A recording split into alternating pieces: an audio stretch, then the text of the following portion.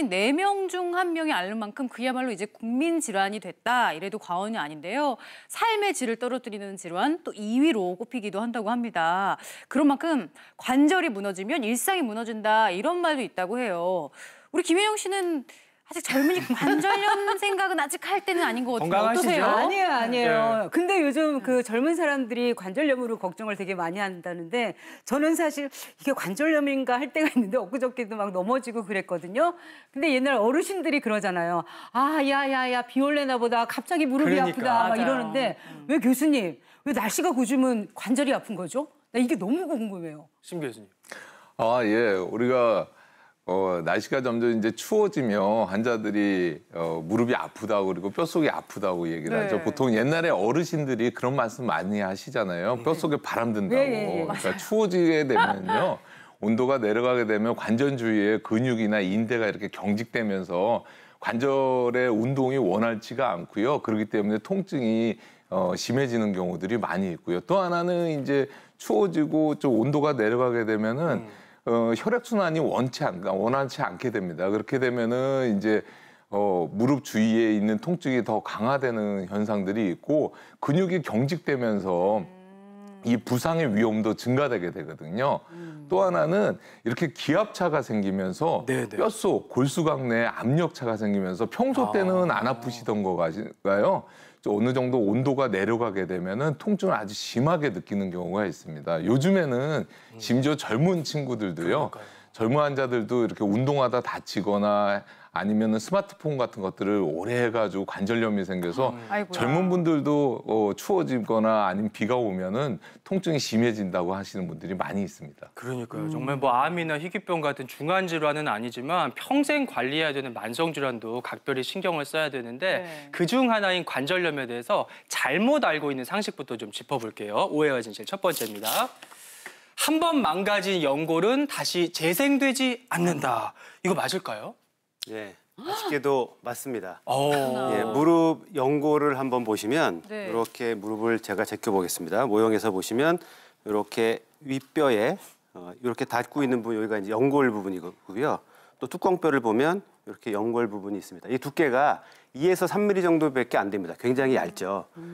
그리고 이 연골은 관절 내에서 충격 흡수해주는 역할을 하는데 우리가 나이를 먹어서 다를 수도 있고요.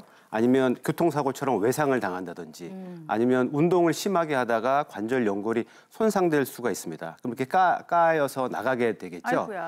그러면 우리 조직이 회복되려고 하면 세포가 일을 해야 됩니다. 세포가 일을 해서 그 조직을 만들어야 됩니다. 즉 연골 세포가 일을 해서 연골 조직을 만들어줘야 되는데 연골 조직이 이 연골 조직 내에서 연골 세포가 굉장히 적습니다. 한 2에서 3% 정도밖에 안 됩니다.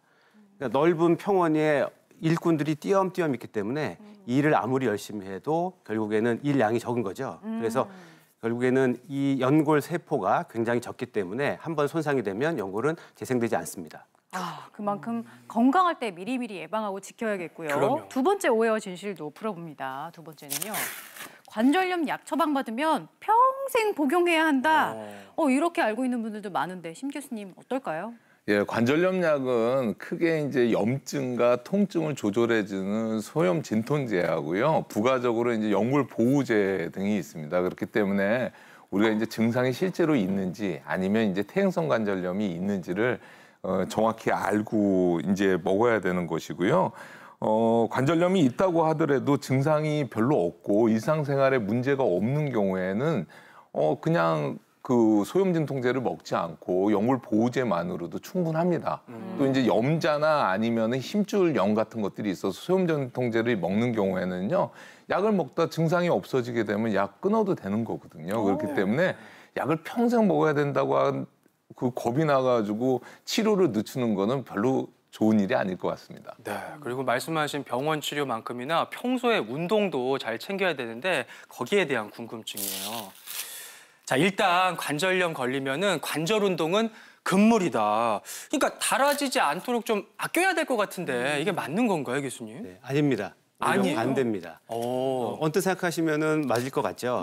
관절을 많이 써서 달아서 생기는 문제이기 때문에 더 쓰면 운동을 하면 더 달릴 것 같습니다. 근데 반대입니다. 왜냐하면 이 골관절염이라고 하는 거는 주로 연골이 닳는 병인데 이 연골은 혈관이 가지 않습니다. 그럼 우리는 혈관이 가 있어야지만 그 조직이 먹고 사는데 혈관이 가지 않는데 어떻게 먹고 사냐? 네. 관절 연골은 스폰지 같습니다. 그래서 스폰지처럼 찌그러졌다가 펼 때 주변에 있는 관절 액성분이 흡수되면서 영양분을 받아서 관절이 유지되는 겁니다. 근데 운동을 하지 않으면 운동을 할 때 이렇게 쿵쿵쿵 어느 정도 이제 힘이 줘야지만 스폰지처럼 연골이 에너지를 받아서 영양분을 받아서 흡수해서 자랄 수 있는데 그런 운동을 아예 하지 않으면 네. 먹을 수가 없겠죠. 그래서 결국에는 연골의 퇴행성 변화가 더 심해지고요. 또 마찬가지로 주변에 있는 구조물들, 근육이나 인대, 힘줄 이런 것도 안 쓰게 되면 퇴화가 돼서 결국에는 쓸 수가 없습니다. 그래서 여러 가지 조사나 연구에서 보면 약을 먹는 것보다 가장 확실한 방법은 운동하는 것이 관절염 진행을 막고 통증을 줄이는 중요한 방법이라고 알려져 있습니다. 그러니까 운동을 안 하면 연골 건강도 더 나빠지고 관절염도 더 악화된다는 거예요. 제대로 운동하는 방법도 저희가 구체적으로 많이 준비했으니까 계속 지켜봐 주시고요. 그다음 오해와 진실도 풀어볼게요. 자, 인공 관절 수술 최대한 미루는 게 낫다. 이건 어떻게 보시나요, 심 교수님? 일단은 맞다고 할 수 있겠습니다. 우리가 연골연화증이나 초중기의 퇴행성 관절염 같은 경우는 자기 무릎을 이렇게 잘 보존하면서 그런 보존점 요법으로 치료를 하는 것이 가능합니다. 그렇지만은 이제 관절 간격이 다 없어진 관절이 완전히 망가진 말기 퇴행성 관절염 같은 경우는 인공관절을 해야 되는 경우가 많겠죠, 당연히. 근데 인공관절을 주의하셔야 되는 거는요. 인공관절은 수명이 있습니다. 그렇기 때문에 평생 쓰는 것은 아니기 때문에 그 다음에 수명이 다하게 되면 이제 재수술을 하게 되는데요. 아무래도 이런 재수술들은 초기 수술에 비해서 그렇게 예후가 좋은 편은 아니거든요. 그렇기 때문에 요즘에 최근의 의학계에서는요. 이런 인공관절 수술을 최대한 뒤쪽으로 미루면서 자기 무릎을 보존할 수 있는 이런 보존적 요법에 대해서 주목하고